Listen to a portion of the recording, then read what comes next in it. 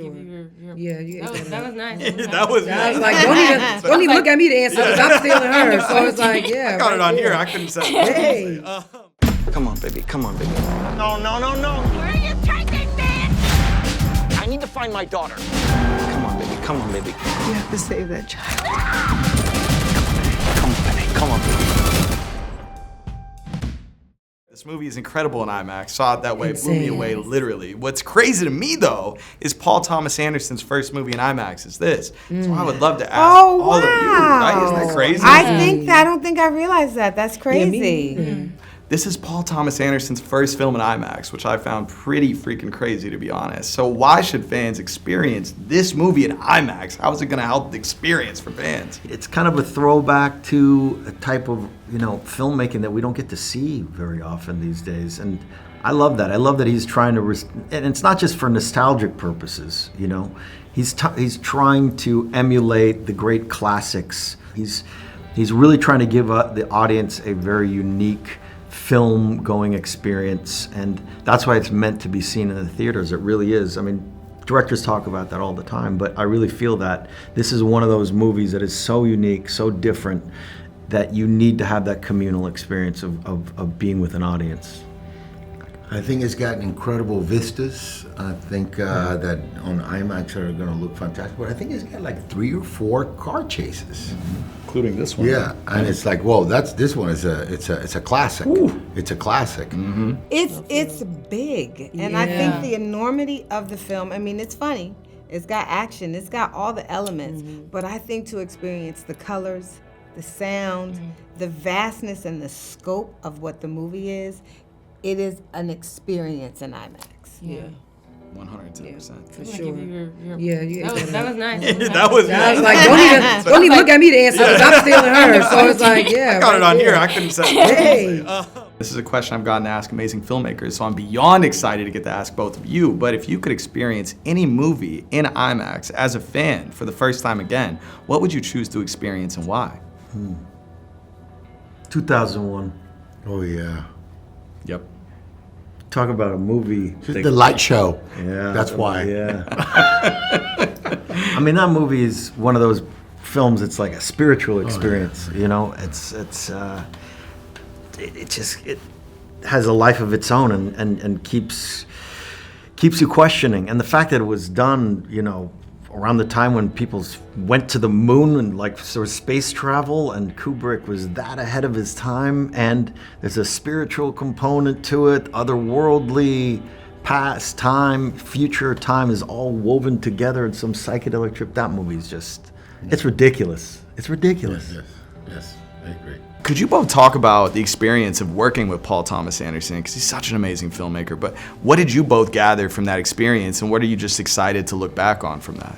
I just think he's such an amazing person. Like, outside of being a filmmaker, he's just super innovative, and just his mind, like the way it works is just so interesting that he can dream up a world with all of these different kinds of people and tell this fascinating story. Like, just, that mind, Paul's mind. Yes. And he does it in such a way that, and we talked about this earlier, that you feel like you're his boy from high school. You know what I mean? Like, he's got that ability to make you feel that comfortable, like you're the only person that matters right now. And at the time that he deals with you, you are the only person that matters.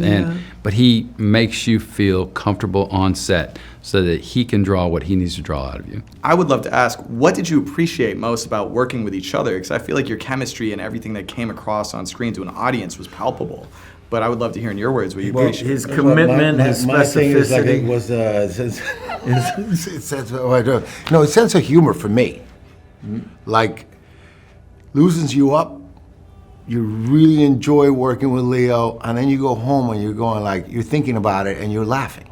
And I thought that that was like, it was a lot of fun to be working on a set like that, and then the outcome, very proud of it, and Paul has a lot to do with it. He creates that world, His specificity about who Sensei was. He came in as Sensei, you know what I mean? And then the whole film took a complete different direction because there were just tactile things that needed to happen. He got his underground sort of immigration center. He knows the person in the hospital. He also knows this. So my character, it's almost like a little mini film within the film because he came in as like, he's coming to me for help, and this is who this guy is. And Bob's just like frantically trying to react. So, the guy's just so, his commitment.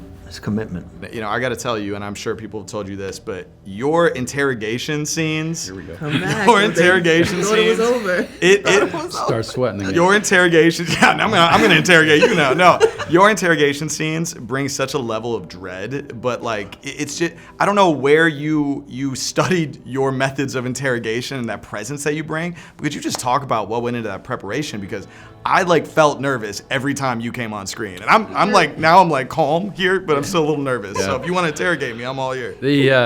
It's actually my younger son watched the film. He felt a little triggered, I think. Dad is dadding. Yeah, Dad's being dad again. It's something that I becoming an asshole. You just build up to it over time. It's just an innate gift. Like I'm a dick. But you don't wake up and just like become an asshole. Yeah, right. It's like in you. No, I'm just kidding. Paul Thomas Anderson, like such an incredible filmmaker. And from all of your perspectives, what was something that you appreciated the most from working with him, and what did you learn? And also for you, as someone who's directed in the past, is there anything that you would take with you if you ever direct something in the future? Absolutely. I'm obsessed with his gentle leadership. I'm big on leadership, and I'm also big on understanding that no matter what the title or how high up you are in the food chain, how low you are in the food chain, it's all about us understanding that we're all here to make something, to make magic, and making sure we all have on the same color jersey. So even in leadership, having servant leadership, you know what I'm saying? Where even in leadership, you're still within the team. You're still playing on the team. It's like the captain. Yes. You know what I'm saying? But you're still in the game. You got to make quick and fast and smart decisions. And that's what he is to me. He is like the quarterback. You know what I'm saying? And you're in the game with us all while leading us. And that's what I admire the most. I think it's amazing. If he sees something and it's not right, he'll shoot it over. He's not a director who's above self-correction. We know that. Yeah. We shot the whole opening of the movie. He has that thing where, he's like, no, that wasn't you, that was me. I want to, and I think I love that confidence and humility, that combination. I feel like one of my favorite parts about working with Paul is just how trusting he is of because he's created this epic story with all these complex characters, and the story itself is enormous, but he trusts every single one of us to take the characters and then move forward with it even past what he's created. And like you were saying, gentle leadership, guiding us along the way, but knowing that we have the ability to make the correct character choices towards a story.